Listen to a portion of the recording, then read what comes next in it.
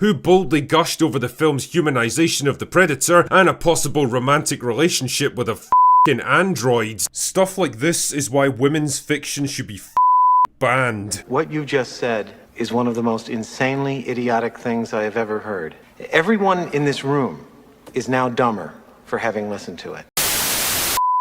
So just recently, Predator Badlands just released in theaters and surprisingly, against all odds, actually ended up waking up the box office after an incredibly slow October. No joke, this October was the absolute slowest for the box office since 1987, which really is not a good thing and kind of shows that theaters are unfortunately not as popular with audiences anymore. Or at least not to the degree they used to be before the pandemic. But thankfully, Predator Badlands seems to have revived the box office for November with a $40 million debut. This is also a much needed return to box office form for Disney, especially since October was a pretty bad month for them in particular, given Tron Ares and Springsteen Deliver Me From Nowhere were both major flops. And especially with Tron Ares, I think you can draw a pretty apt comparison between that and Predator Badlands, since they're both Disney movies that take a classic 80s IP that has a very distinct formula to it, and take that formula in a completely different direction while still staying very faithful to the original films. But whereas Tron Ares unfortunately failed to land with audiences, despite by all intents and purposes being a pretty solid film, Predator Badlands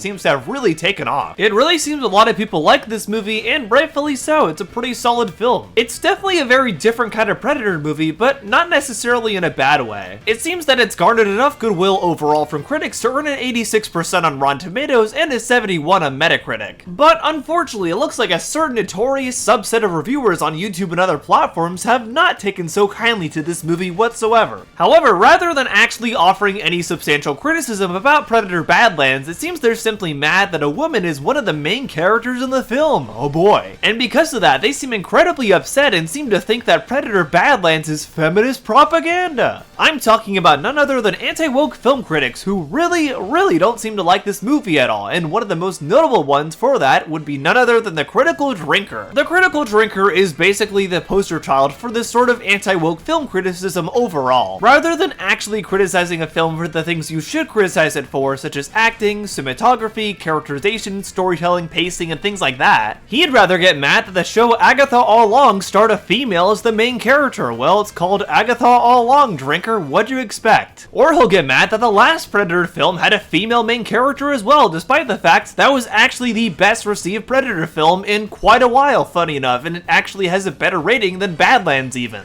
When Prey was initially coming out, he did a video talking about the trailer for it and claimed it was woke garbage. It was probably gonna star a female girl boss. And funny enough, guess what happened? Prey came out and was very well received, so he ended up making a video after that called Prey. No masterpiece, but surprisingly good. Wow, shocker. It's almost like you shouldn't go into a film with the exact same talking points every time and actually offer a real analysis of it instead. Gee, who would have thought? It's also funny because the exact same things that he tried to knock the Prey trailer for and call it woke propaganda as a result of are actually the exact same things that he gave praise to the 1988 Mulan film for when he was reviewing the live action version. See, the original actually took a pretty balanced and realistic view of the subject of women serving in the military. Animated Mulan wasn't particularly big or strong or good at fighting because that wouldn't be realistic given her background. She was actually kind of clumsy and unsure of herself, and she had to work extra hard just to keep up with her male counterparts. But the difference here is that Prey is a prequel, you see. A prequel about a young Native American girl who has to defy her tribal traditions in order to take on a nearly invincible hunter from another world.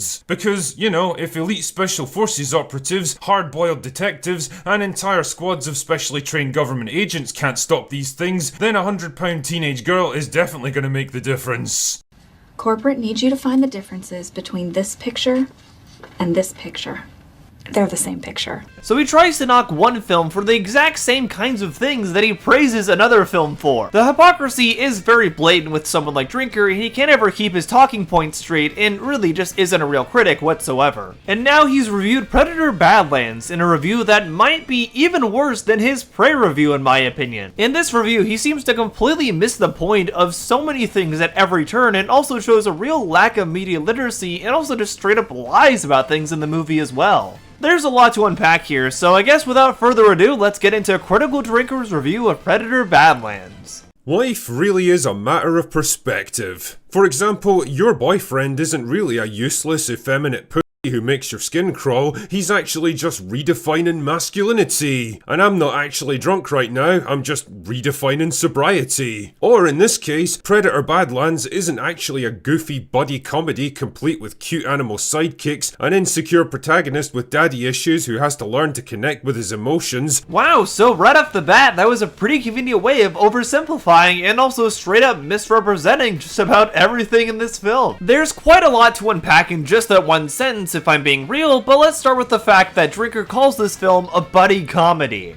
Are you f***ing dumb? I think anyone with just a passing knowledge of the Predator franchise as a whole can very easily tell you this is not a buddy comedy franchise. Toy Story is a buddy comedy, Blades of Glory is a buddy comedy, Predator is an action thriller franchise. I think you could also say there's definitely some elements of horror in the Predator films as well, although it's not as prevalent as something like Alien, which I would consider a straight horror franchise. Predator tends to fall under the category of action thriller for a lot of people since it focuses more on action and spectacle rather than suspense and horror. But I don't think anyone would tell you these movies are buddy comedies, and that actually includes Predator Badlands, even though Drinker apparently thinks it is a buddy comedy. But I think one of the funniest parts about this sentence is how he refers to the Predator in this film, whose name is Jack, as an insecure protagonist with daddy issues. Gee, that's a pretty convenient and very simplistic way of boiling down Deck's entire character arc where he sees his brother die due to the fact that his father actually kills his brother at the very start of the film and ends up going to this alien planet as a result to slay this unkillable beast since he thinks it's what his brother would have wanted for him, and after meeting an android played by Elle Fanning has his ideas of what being a hunter really means challenged for him, and also really begins to question himself on why he's actually doing this hunt, and also learns to break the cycle between him and his dad, and also learns to be far more of a man than his dad ever was. Funny you quite literally left all of that out in that very telling synopsis of yours there, Drinker. This is pretty par for the course with all Grifters, however. Rather than actually going into detail about the film, Drinker would much rather give you this incredibly short and honestly very narrow-minded look at what Predator Badlands is in his opinion in order to sell his audience on the idea that this film is woke propaganda, and clearly nobody's going to see it. Well, I hate to tell you, Drinker, but it looks like the audience has already spoken for you. People are very clearly going to see this movie. Now, I can't say I was exactly bursting with anticipation when I went into this one, partly because the concept of a Predator movie told from the Predator's point of view felt like a fundamental betrayal of the very thing that makes them compelling,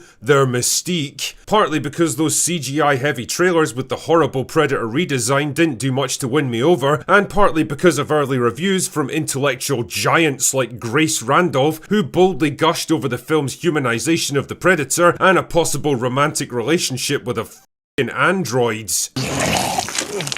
Stuff like this is why women's fiction should be banned. So I'll let you take a guess here. Do you think the Predator actually gets into a romantic relationship with Elle Fanning's android character in this film? If you said no, then ding ding ding ding, you're correct, and unfortunately Drinker inevitably is very wrong. No, the Predator does not get into a relationship with an android in this movie. I don't know where he got this from, but Deck and Thea are quite literally just platonic friends throughout the entirety of this film. Heck, Deck doesn't even like Thea at the start of the movie. He refers to her as a tool. He thinks he's just using her as a way to get to his prey. I find it so funny that of all the things, Drinker thought these two characters were in a romantic relationship with each other, when no, that is very much not the case at all. It honestly feels like he didn't actually watch this movie whatsoever, which, go figure, he probably didn't. He's admitted to watching movies not very well in the past, like he did for Tron Ares, or even just admitting to not watching them at all despite reviewing them on his platform. Ah yes, clearly the mark of a very trustworthy critic there.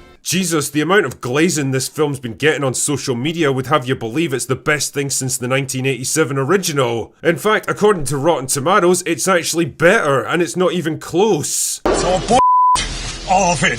F*** off, Rotten Tomatoes. This is why nobody listens to professional reviewers anymore. Whatever the cost of selling your soul to your corporate overlords, I hope it was worth it, you bunch of dicks. Anyway, let's talk about this unholy union twixt Predator and Disney, shall we? The movie kicks off on the Predator homeworld, which funnily enough looks almost exactly like the other planet where the bulk of this film takes place. Hats off for the imaginative environmental design, chaps. Anyway, for that reason, I'm gonna call it generic alien planet number 1, because that's all it is. Not really. The two planets this film takes place on are actually shown to be pretty different environments, that being the Predator homeworld and also the planet Jenna. The Predator homeworld is shown to be a very hostile and barren environment with plenty of rocks and jagged edges all around and being a very desert-like environment in general. The planet Jenna, on the other hand, where Dec is actually hunting his prey, is actually shown to be pretty much the complete opposite. It's shown to be incredibly lush and lively with a wide variety of different plant and animal organisms living on it. But despite its more welcoming appearance, it's still a very hostile planet, and you can tell they had a lot of thought put into each of the organisms that live on this planet in general. Even things like caterpillars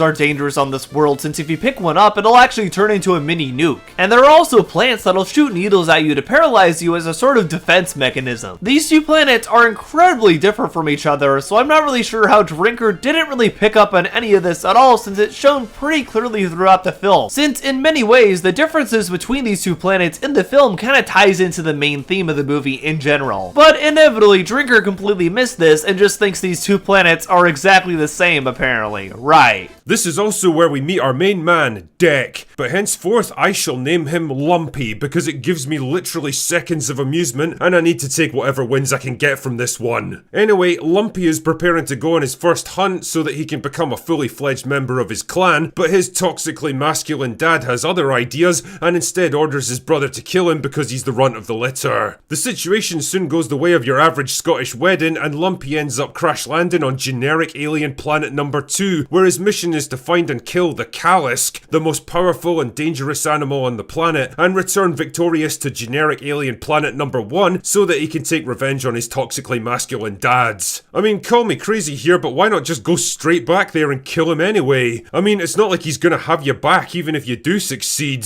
Because he wouldn't stand a chance at all. That's why Dec didn't actually bother going back to his dad right away. He saw his own brother, who was already shown to be much stronger than him at the start of this film, get completely bodied by his dad and also get his head chopped off. I think Dec is aware, given the fact he's weaker than his brother, that he would not stand a chance against his dad at all and he would just die too. That's why he goes and slays this prey to begin with. He initially wants to bring it back to his dad as a trophy of sorts, and hopefully his dad will accept him back into his clan without killing him. However, throughout the course of the film, he kind of realizes that it's not really worth sucking up to his dad, who doesn't even like him anyway, and decides instead to just hone his skills while here on this planet and go and kill his dad instead. That's shown pretty clearly throughout the entirety of this film, so I'm not really sure how Drinker missed this at all. It seems despite Drinker's giant forehead, he can't actually retain any sort of sense of media literacy behind that skull of his whatsoever. Whatever. Let's just go with it so that the rest of the plot can happen. So generic alien planet number 2 turns out to be a hostile, danger-filled hellhole where literally every animal, plant and object wants to kill you. It's a bit like Australia, except the locals are more friendly. Anyway, this is where Lumpy runs into quirky android lady who was part of a Weyland-Yutani expedition to the planet until her team got attacked and torn apart, literally, by the Callisk. Oh yeah, and she can speak fluent Predator.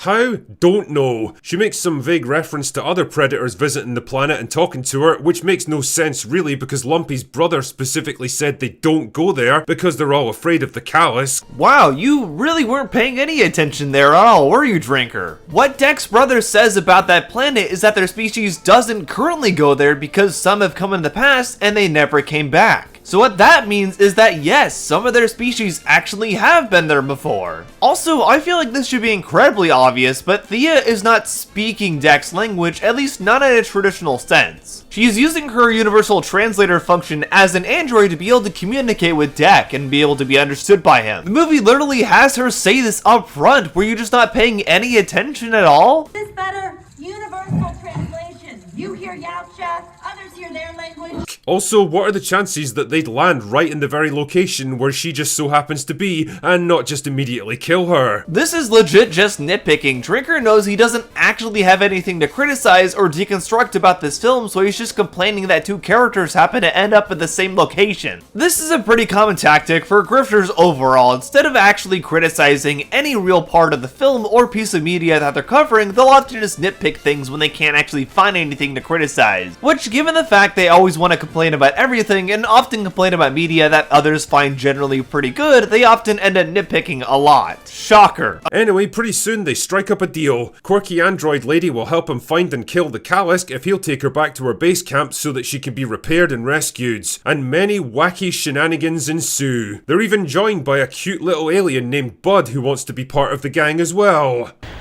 I hate so much about the things that you choose to be. Okay, so what exactly is bad about Bud's appearance in this film? You didn't really elaborate on that at all. If Drinker had said something like he didn't feel like Bud actually contributed anything to the film, spoiler alert, he does, he's the son of the prey that Dec is hunting, then while that still would have been a completely BS claim, it would have been a lot more than just simply saying, oh, he's a cute alien and I don't like that, and then leaving it at that. Because that's exactly what he does here. He doesn't actually elaborate on why Bud being a cute alien is a bad thing whatsoever. He just brings it up once here, then moves on to his next talking point without actually elaborating. Drinker is putting in even less effort with the grift on this video than he does on other ones, which, not gonna lie, I can kinda actually see why. Thankfully, in recent memory, a lot of people have actually been getting very tired of this kind of grifty content, and a lot of people have been starting to see through it, especially those that watch my videos. Since starting the Hunting Grizzly Bears videos, a lot of people have come to me and said they were incredibly eye-opened by these videos and realized people like Drinker and other folks like him aren't actually real critics. And they also said my videos help them see through these people's grift and realize that a lot of the things they're saying are just straight up wrong. And it's because of that that a lot of these grifters are now seeing much less of an influence than they used to have, since a lot more people are seeing through their content. People like Melanie Mack have just straight up left the platform, and people like Eric July, Altiori, or Geeks and Gamers have seen their views drop dramatically. Clearly, Hunting Grizzly Bears is paying off.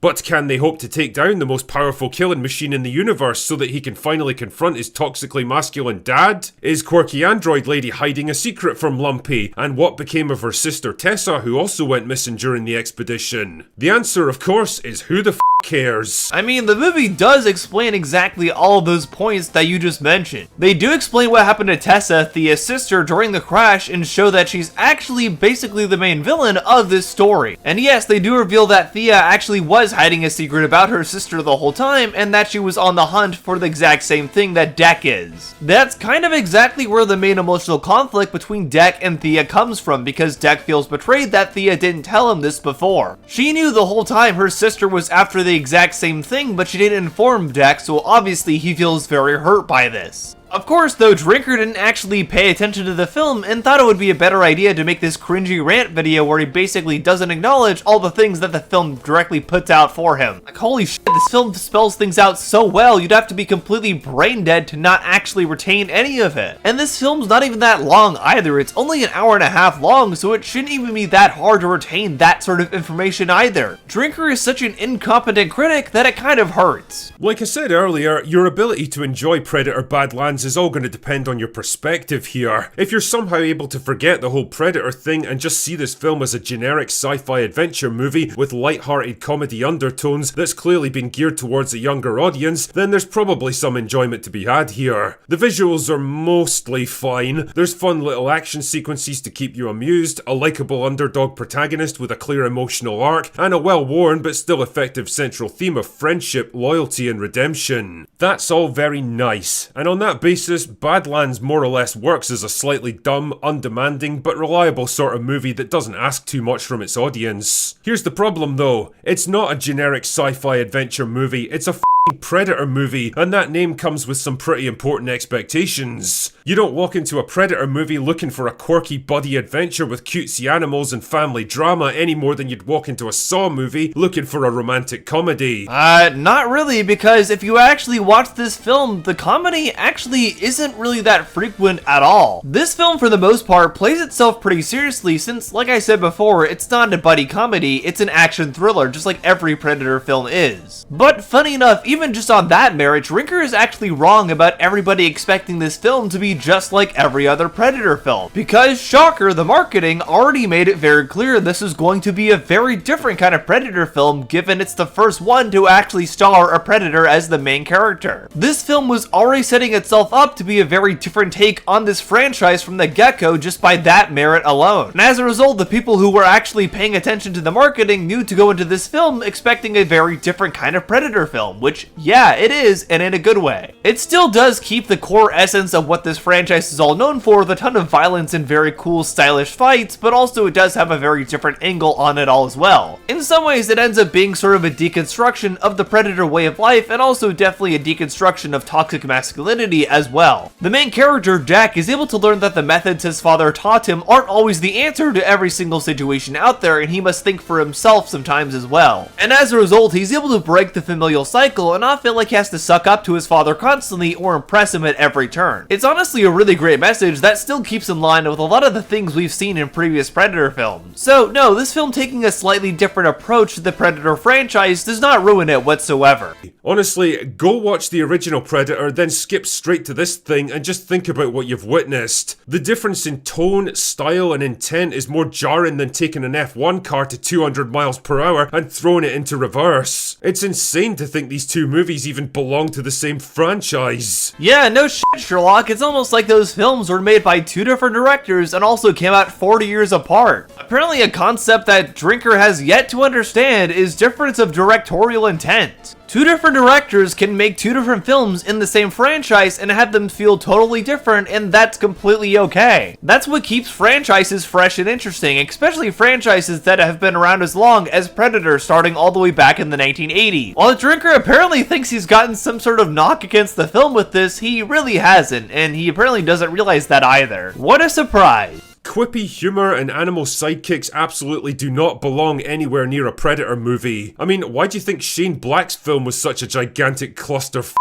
Okay, so first of all, Shane Black's movie was a giant clusterfuck, not just because of the cringy humor that was incorporated in the film, but a lot of other things that were incredibly wrong with that movie overall. I think one of the biggest ones that people took issue with, myself included, is the film's awful portrayal of autism as one of the main plot points. For those unaware, the Predator 2018 film by Shane Black stars an autistic kid who the Predator is trying to hunt down for some reason. Apparently he wants to kill this kid and inject his spinal fluid into his own body in order to steal his autism, since he thinks it's the ultimate weapon. No, I'm not making that up. The Predator 2018 film is totally insane and not really in a good way. And the autistic kid is some of the most stereotypical autism portrayal I think I've ever seen personally. He's shown cowering in a corner pretty much every minute, covering his ears, doing all the things that everyone thinks that autistic people always do. Which, yes, while autistic people do get overstimulated easily, especially by loud noises, myself included, it's not something that we do every single second at every noise. Also, this film is pretty notorious for having perhaps one of the most stereotypical portrayals of Tourette's as well. I mean, why do you think people make war?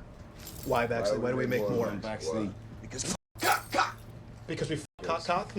That's it. Because we cocks. That's why. oh, brother, this guy stinks! One of the main guys on the prison bus that the main character teams up with has Tourette's, and his portrayal is a big yikes in my opinion. Funny that South Park did Tourette's far better than the Predator 2018 did. Also, the Predators in Predator 2018 are not scary at all, and they're not even intimidating either. There are a lot of things that you could actually knock this film for, including the cringy humor, but of course Drinker can only focus on one thing. And once again, while cringy humor and other things did ruin Predator 2018, Badlands doesn't actually have that much comedy in it once again. Like I said before, this is a film that actually does take itself pretty seriously, so I'm not really sure why Drinker is so hung up on the comedy aspect here. It's just not really a thing in this film, although it is kind of funny that he appears to think it is. I don't exactly consider Prey a masterpiece either, but it definitely is compared to this thing because at least it took itself and its characters seriously. I can't take any of Badlands seriously because the film itself treats every fight and plot event as a joke. Although I do find it very rich that he claims Predator films should never have humor in them to begin with, as if Drinker is the end-all be-all criticism for the Predator franchise. This is something that's very notable about Grifters as well. They will often speak as though they're the sole voice for these kinds of movies or franchises to begin begin with. Well, I hate to say it, Drinker, but it seems everybody else has already spoken. Because the film itself treats every fight and plot event as a joke. Nope, not really. Every fight in this film is incredibly intense because it's showing just how hostile this planet is towards anyone like Dec. It's meant to directly show the audience just how insanely hard it is for anything to live on this planet to begin with. Every creature that Dec fights on this planet is incredibly brutal and vicious, and the fights are very visceral too. In no way, shape, or form are any of these fights shown as a joke. I also love how he doesn't even bother to elaborate on how he thinks any of the fights are a joke at all. He just says that and moves on. Because ultimately he knows this isn't true, but he hopes his audience will just believe him at face value without actually watching the movie for themselves. Which, of course, is incredibly stupid.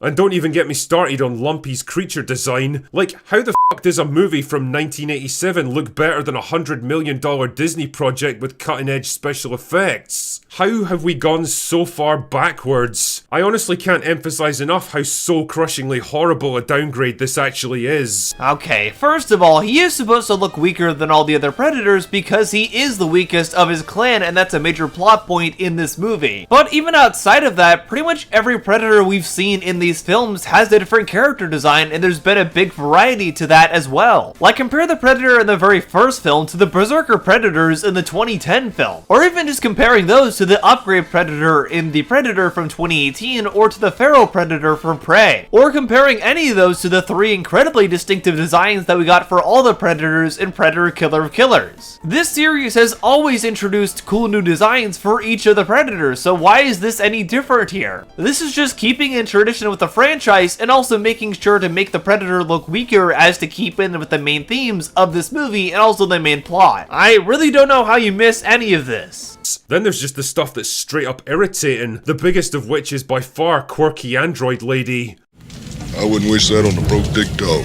Holy man, the moment she shows up on screen, my urge to ram my fist through the TV rose about 500%. Why on earth would you program a synth for a high priority mission like this to act like some ditzy bimbo with Tourette's? Okay, first off, I do find it funny that Drinker makes it very obvious that he doesn't actually know what Tourette's is whatsoever. Tourette's is not a condition that causes people to talk incessantly. It definitely can be the cause of something like that, but it's more so a condition that's associated with having uncontrollable tics. Some common ones are cracking your neck, or cracking your knuckles, or snapping your fingers constantly. There may be vocal stims too, such as clearing your throat constantly as well. But what Tourette's isn't is simply a condition that causes people to either talk incessantly or swear constantly. Even today's day and age, a lot of people still don't really seem to understand that about Tourette's, and apparently Drinker is one of those people too. But even outside of the blatant mischaracterization of Tourette's, Drinker doesn't really seem to understand that Thea's character is intentionally supposed to seem annoying at first. The audience is viewing her through Dec's POV, and of course he's incredibly annoyed with her at first at the start of the film since he only views her as a tool and doesn't like that she keeps trying to talk to him. However, by the course of the film and all the things they go through together, he ends up warming up to her, and by the end, they're bona fide friends. Apparently, however, Drinker totally missed this. The more I think about it, the more I realise this is literally a Disneyfied version of the Predator, neutered and toothless, with all the tropes and cliches you expect from a Disney movie. Oh, really? So you're trying to claim that Disney totally neutered the Predator franchise and made it completely safe and overly marketable? Well, I think both Prey and Predator Killer of Killers have a lot to say to you there, buddy.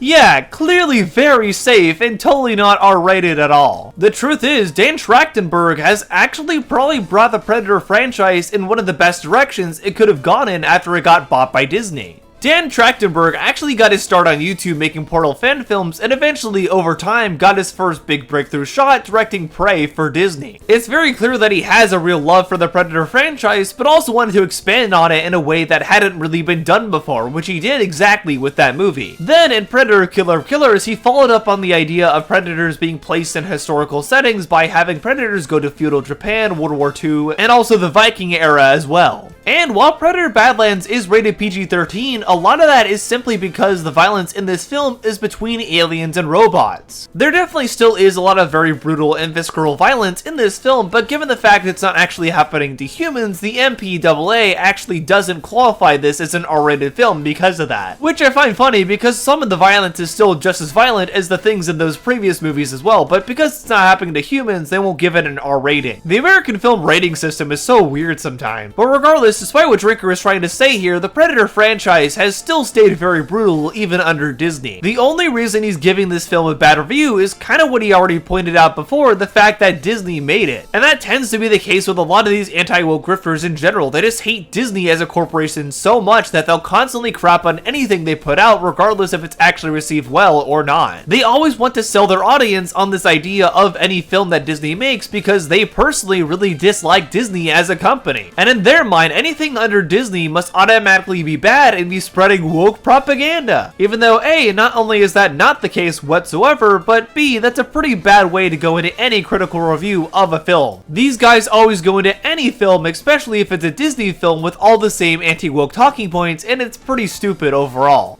This is what the Predator franchise has devolved into. A financial commodity instead of a sharp and violent artistic endeavour, reshaped and remolded into a safe, inoffensive, focus-tested corporate product, ready to be churned out by the truckload until it becomes financially unviable. Well, based on the opening weekend projections, that eventuality might come sooner than expected. Well, that line did not age well at all, given exactly what I said at the start of this video. This film opened with a $40 million weekend and already blew away expectations quite a bit since it was expected to open for $25 million instead. It also helps that this film was actually getting good reviews, unlike something like Springsteen Deliver Me From Nowhere or Tron Airy. As a result of the general good buzz around this film, people are actually going to see it and obviously enjoying it as well. Unless you're a drinker, I guess, and didn't actually watch the movie and just passed out after your 6th glass of ale. Once again, these guys always look incredibly foolish for making these kinds of statements about the film before it actually comes out. This is exactly the same reason, like I said before, that Drinker initially had to kind of backpedal on Prey. He was already crapping on that movie before it even came out simply because, again, it is another Disney movie and we know how these guys feel about Disney, but when it came out and was actually received well, he had to backpedal on that. Because he knew his audience would begin to see through his grift if he didn't try to cover things up. And funny enough, since then, he hasn't really covered trailers except for, ironically enough, the Predator Badlands trailer. It looks like he didn't really learn his lesson from the Prey situation whatsoever. Heck, even in the comments under where he posted this review on Twitter, people are already crapping on him and cooking him for how awful this review was. They see just how much of a joke of a critic he is as anyone else with a brain does. It's honestly really funny and also very telling because, like I said before, me doing the kinds of videos I do here on the channel is letting more people know that people like Drinker aren't actually real critics. They are a complete joke to real media discourse in general. And fortunately, me doing what I do here has caused a lot more people to see through that and also start ripping people like Drinker as well. Overall, even though Drinker didn't watch the movie, I did, and personally, I would give it my recommendation. It does do something different with the Predator franchise since, like I said before, it actually stars a Predator, so do keep that in mind when going to see it, but honestly, I don't really see that as a knock against this film whatsoever. Pretty much every other Predator film has shown humanity struggle against predators and how they eventually take them down, so it's kinda nice to see a different angle on it all. Its main character does have a pretty shockingly compelling arc as well, being able to break away from the idea that he has to impress his dad with everything he does. And after enduring all the things he does in this film, he's able to forge his own path in life and move forward to a better future. It's definitely a story you've probably heard before, but I think it's executed pretty well here personally. And also, if you want to see some actual reviews from people that both did and didn't like Predator Badlands to get a good range of opinions on this film and whether you want to go see it or not, I recommend checking out Maximilian Dude's review first of all, since I think he actually did a very good job talking about this film, and he doesn't usually do film reviews either. I actually mostly know him for his Street Fighter content, given I am also a fellow Capcom creator, so it was pretty cool to see him do a proper film review as well. I also recommend checking out Dan Murrell's review, who wasn't as big on this film, but he actually properly explained why he wasn't as big on it, unlike Drinker. I also recommend checking out Double Toasted's review and also 3C Films for if you want a good range of opinions as well. But overall, I personally enjoy Predator Badlands, and I hope my video here helped you understand just how awful Drinker is as a reviewer, and most of these grifters are overall. Thankfully, it does look like me doing these videos is paying off and helping people understand where real criticism comes from and what it actually looks like, so thank you everybody for paying attention to these videos. I'm happy to keep doing my part, and I'm happy to keep hunting grizzly bears. But what do you think? Am I wrong? Is Critical Drinker actually a real critic? Am I a woke furry? And do you plan on seeing Predator Badlands in theaters or waiting till it comes to streaming? Let me know in the comments below. Regardless, thank you so much for watching this video, and I hope you enjoyed it or learned something new from it. If you liked this video, be sure to give it a like and also consider subscribing as well. I do lots of videos like this in general, often covering film and animation and gaming, so if you like this video, you'll probably like the others I have planned as well. You can also follow me on all my socials linked down below if you want to keep up with what I'm doing. I'm on Twitter, Blue Sky, Instagram, all the things. And you can also check out my letterbox to see my written film reviews there as well. Special thanks to my patrons and YouTube members for pitching in the extra monetary effort to keep me doing what I do here also. I appreciate y'all a ton. I appreciate you for coming to the very end of this video. Hope you enjoyed it or learned something new from it. But for now, I've been Otterly Noah, and I'll see you on the otter side.